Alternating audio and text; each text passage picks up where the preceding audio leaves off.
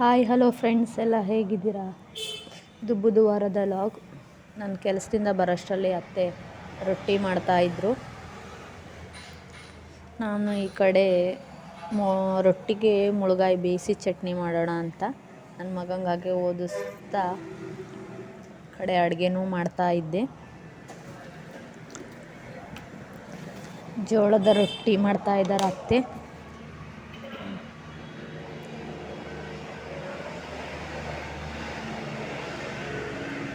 ಹೀಗೆ ವಿಡಿಯೋ ಮಾಡ್ಕೊಂತ ರೊಟ್ಟಿ ಬೇಯಿಸೋದು ತೋರಿಸ್ತಾ ಇದ್ದೀನಿ. ಇದರಲ್ಲೇನು ಹೊಸದಿಲ್ಲ, ಸುಮ್ಮನೆ ಹಾಗೆ ಕವರ್ ಮಾಡಿದ್ದು.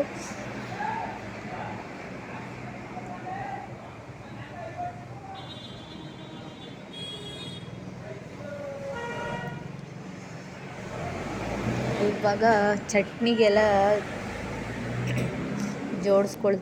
ಜೋಡಿಸ್ಕೊಳ್ಬೇಕು. ಮುಳುಗಾಯಿಲಿ ಎಷ್ಟು ವೆರೈಟೀಸ್ ಪಲ್ಯ ಚಟ್ನಿ ಒಬ್ಬೊಬ್ಬರು ಒಂದೊಂದು ಥರ ಮಾಡ್ತಾರೆ. ನಾನು ಇವತ್ತು ಬೇಯಿಸಿದ್ದು ಮಾಡ್ತಾಯಿದ್ದೀನಿ. ಇದೊಂಥರ ಚೆನ್ನಾಗಿರುತ್ತೆ.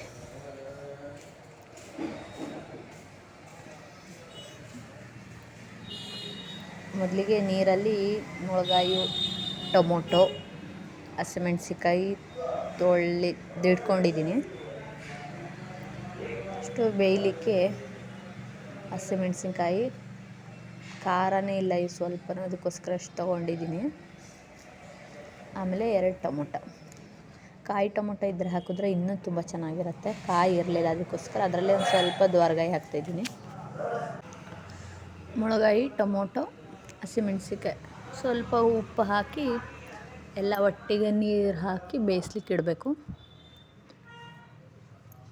ಈಗ ಒಂದು ಸ್ವಲ್ಪ ಉಪ್ಪು ಹಾಕಿದ್ದೀನಿ. ಆಮೇಲೆ ಮತ್ತೆ ಚಟ್ನಿ ರುಬ್ಕೋಬೇಕಾದ್ರೂ ಉಪ್ಪು ಹಾಕ್ಕೋಬೋದು.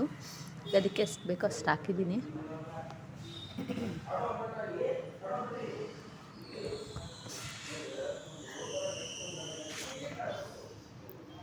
ಈಗೆಲ್ಲ ಬೇಯಲಿಕ್ಕೆ ಇಟ್ಕೊಬೇಕು.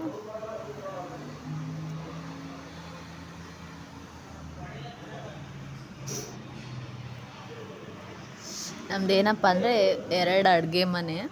ಒಂದು ಕಡೆ ಸಿಲಿಂಡ್ರ್ ಗ್ಯಾಸಿಂದು, ಇನ್ನೊಂದು ಗೋಬರ್ ಗ್ಯಾಸಿಂದು. ಇದು ನೋಡ್ರಿ ಗೊಬ್ಬರ ಗ್ಯಾಸ್ ಒಲೆ, ಇದು ಒಂದೇ ಒಲೆ ಬರೋದು.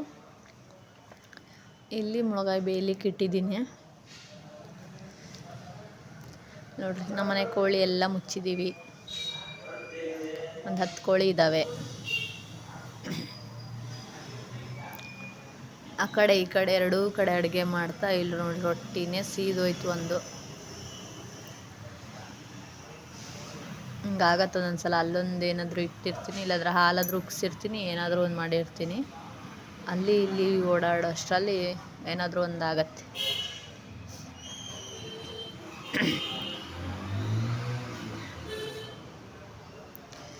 ಈಗ ರೊಟ್ಟಿ ಮಾಡಾಯಿತು.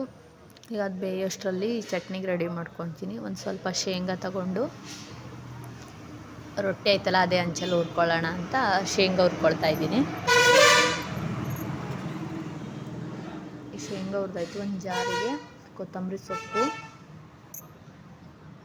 ಮತ್ತು ಬೆಳ್ಳುಳ್ಳಿ ಮತ್ತು ಶೇಂಗಾ ಹಾಕಿ ಫಸ್ಟಿಗೆ ಗ್ರೈಂಡ್ ಮಾಡ್ಕೋಬೇಕು. ಶೇಂಗಾ ಒಂದು ಸ್ವಲ್ಪ ಪುಡಿ ಆಗಲಿ ಅಂತ. ಶೇಂಗಾ ಸಪ್ರೇಟ್ ಪುಡಿ ಮಾಡ್ಕೊಬೋದಿತ್ತು, ಆದರೆ ಶೇಂಗಾ ಜಾಸ್ತಿ ಪುಡಿ ಆಗೋದು ಬೇಡ ಅಂತ ಸ್ವಲ್ಪ ಬಾಯಿಗೆ ಸಿಕ್ಕಿದ್ರೆ ಟೇಸ್ಟ್ ತುಂಬ ಚೆನ್ನಾಗಿರುತ್ತೆ. ಒಬ್ಬೊಬ್ರಿಗೆ ಒಂದೊಂದು ಥರ ಇಷ್ಟ ಆಗುತ್ತೆ.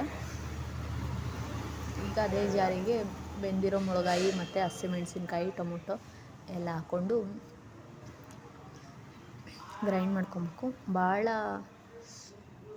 ಟೈಮ್ ರುಬ್ಬಿದ್ರೆ ಫುಲ್ ಎಲ್ಲ ಮೆತ್ತಗೆ ಮಸಾಲೆ ಆದಂಗೆ ಆಗುತ್ತೆ. ಸ್ವಲ್ಪ ತರಿ ಇದ್ದಂಗೆ ರುಬ್ಕೊಂಡು ಈಗ ನೆಕ್ಸ್ಟು ಒಗ್ಗರಣೆ ಮಾಡ್ಕೋಬೇಕು.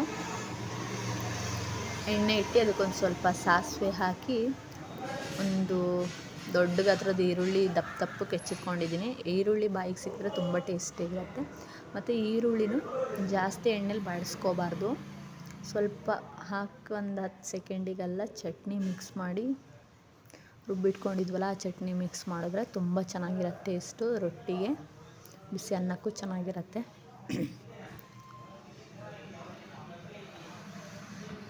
ನನ್ನ ಮಗ ನೋಡ್ರಿ ರೊಟ್ಟಿ ಬೇಕು ಅಂತ ಕೇಳ್ತೀನಿ. ಅವನಿಗೆ ತುಪ್ಪ ಹಚ್ಚಿ ಇಬ್ಬರು ನೋಡ್ರಿ ಹೆಂಗೆ ಮಾಡ್ತಾರೆ ಅಂತ. 10 ಸಲ ಊಟ ಕೇಳ್ತಾನೆ ಸಣ್ಣವನು ಅಡುಗೆ ಮಾಡೋಷ್ಟರಲ್ಲಿ. ಆಮೇಲೆ ಊಟ ಹಾಕ್ಕೊಟ್ರೆ ಊಟ ಮಾತ್ರ ನೀಟಾಗಿ ಮಾಡಲ್ಲ.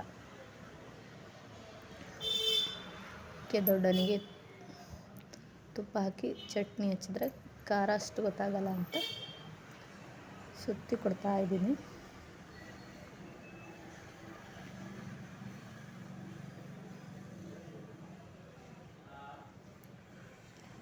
ಅವರಪ್ಪ ವೀಡಿಯೋ ಮಾಡ್ತೀರಂತ ತಿನ್ನೋಕ್ಕೆ ನಾಚಿಕೆ ಮಾಡ್ಕೊತಾ ಇದ್ದಾನೆ. ಈಗ ನೋಡ್ರಿ, ನಾವು ಯಾವಾಗಲೂ ಡೈಲಿ ನಡು ಮನೇಲಿ ಅಷ್ಟರು ಕುಳಿತ್ಕೊಂಡು ಊಟ ಮಾಡ್ತೀವಿ. ನೋಡ್ರಿ, ನನ್ನ ಸಣ್ಣ ಮಗ ತುಪ್ಪ ಹಾಕ್ಕೊತೀನಿ ಅಂತ ಎಷ್ಟು ತುಪ್ಪ ಹಾಕ್ಕೊಂಡು ವೇಸ್ಟ್ ಮಾಡ್ತಿದ್ದಾನಂತ. ಇದು ಹಾಕ್ಕೊಂಡಿದ್ದಷ್ಟೇ ಏನೂ ತಿಂದಿಲ್ಲ. Thanks for watching. ಹೀಗೆ ನೋಡ್ತಾರೆ, ಸಪೋರ್ಟ್ ಮಾಡಿ, ಸಬ್ಸ್ಕ್ರೈಬ್ ಮಾಡಿ. Thank you all.